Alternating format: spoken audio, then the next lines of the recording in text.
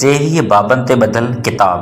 हू use the word दुनिया खे धोॾींदड़ वॾनि वाक़िअनि खां वठी मुआशी दहशतगर्दी ऐं माहौलियाती गदिलाण जेका हिन दुनिया जे ॻोल्हे जी बका लाइ तमामु वॾो ख़तरो बणियल आहे, जे मुख्य कारण ऐं तंहिंमां फ़ाइदो वठंदड़नि जी निशानदही करे थो।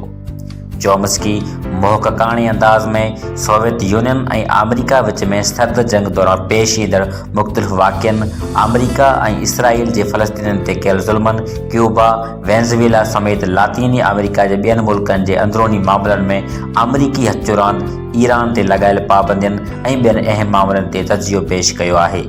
आलमी जंगनि खां वेंदे ओबामा जी पॉलिसियुनि जो तनक़ीदी जाइज़ो वरितो अथसि। हिन किताब पढ़ण सां मौजूदा आलमी सूरताल खे सम्झण में तमामु घणी मदद मिलंदी। चोम्स्की क्यूबा में सोवियती मिज़ाइलनि वारे मामले बाबति लिखियो आहे त अमेरिका पारां सोवियत यूनियन खे मिज़ाइल न हटाइण जी सूरत में क्यूबा ते हमले जी धमकी ॾिनी ऐं तयारियूं पिणु शुरू करे छॾियूं हुयूं।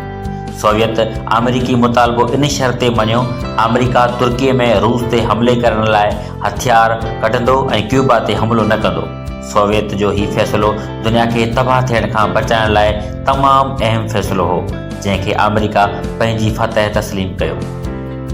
हिकु ॿिए अहम मामले बर्लिन वारी दीवार किराइण ऐं जर्मनी जी ॿी आलमी जंग खां पोइ थियल ॿिनि हिसनि खे गॾाइण बाबति चोम्स्की लिखे थो त गोर्बाचोफ जर्मनी जी साॻी हालत में बहाली या हिकु थियण ऐं पंहिंजूं फ़ौजूं वापसि घुराइण इन शर्त ते मञियो हो त नेटो जूं फ़ौजूं ओभर तरफ़ हिकु इंच बि अॻिते न वधंदियूं, जंहिं ते अमेरिका ज़बानी हामी भरी ऐं थोरे ई अरसे गुज़रण खां पोइ नेटो जी फ़ौजनि खे रूस जी सरहदनि ताईं पहुचायो वियो।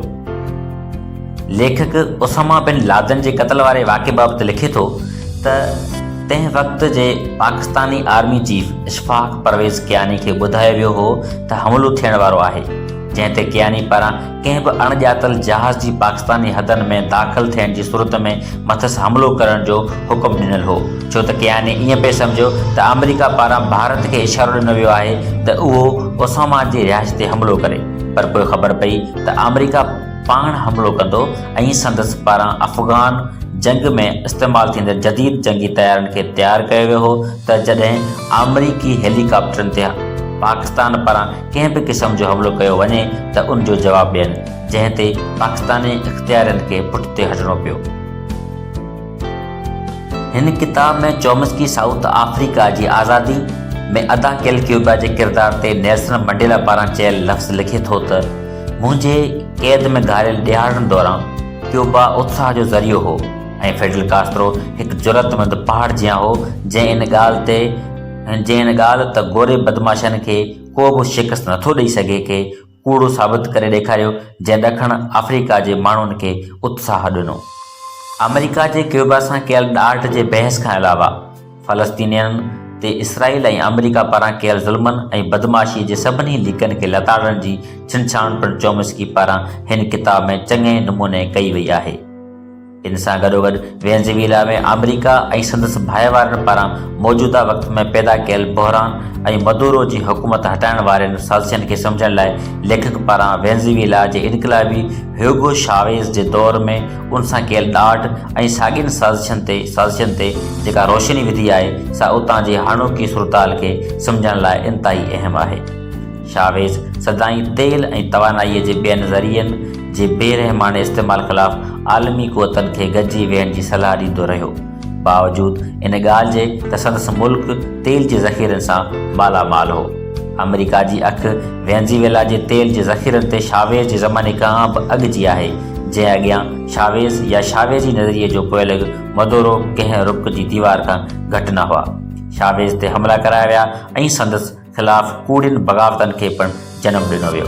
जीअं वेनेज़ुएला जे माण्हुनि जो महबूब अॻवान ह्यूगो शावेज़ ओलह ऐं अमेरिका खे पहिरिएं ॾींहं खां नापसंद हो, तीअं ई मदूरो जे सदर थियण जी पहिरिएं ॾींहं खां वठी साज़िशनि वटि वारो लाहे ॾिनो आहे। नोम चोम्स्की अमेरिका ऐं ईरान जे लाॻापनि बाबति बि इंतिहाई अहम ॻाल्हि ॿोल कई आहे। लिखियो अथसि त ईरान खे विच ओभर अमेरिका ऐं ओलह जे मुल्कनि लाइ ख़तरो क़रार ॾिनो त वञे थो, पर थोरे भेट करे ॾिसिजे त गॾियल अरब मुल्कनि ऐं इसराइल जी दफ़ाई क़ुवत खे रुॻो ॾिसिजे त इहा ईरान खां तमामु घणी वधीक आहे। हिन किताब पढ़ण खां पोइ इहा राय जुड़ी सघे थी त ईरान ऐं वॾियुनि आलमी ताक़तनि विच में ओबामा दौर में ईरान खे जौहरी हथियार ठाहिण खां परे रखण वारे मुआहदे खे इसराइल जे मफ़ादनि सबबु ई अमेरिका पारां रद्द कयो वियो। चोम्स्की, जेको अमेरिका ते सख़्त तनक़ीद लाइ मशहूरु आहे, पंहिंजे दलीलनि ऐं शानदार तहक़ीक़ सां इहा ॻाल्हि साबित पिणु करे थो दुनिया में अमेरिका खां वॾो दहशतगर्द ॿियो को बि न आहे।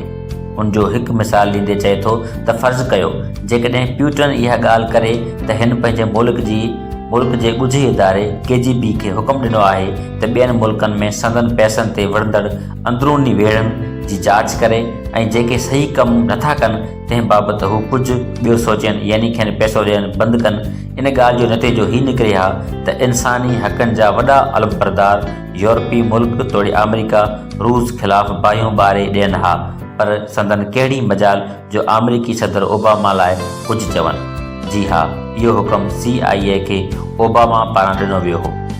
उन समेत ॿियो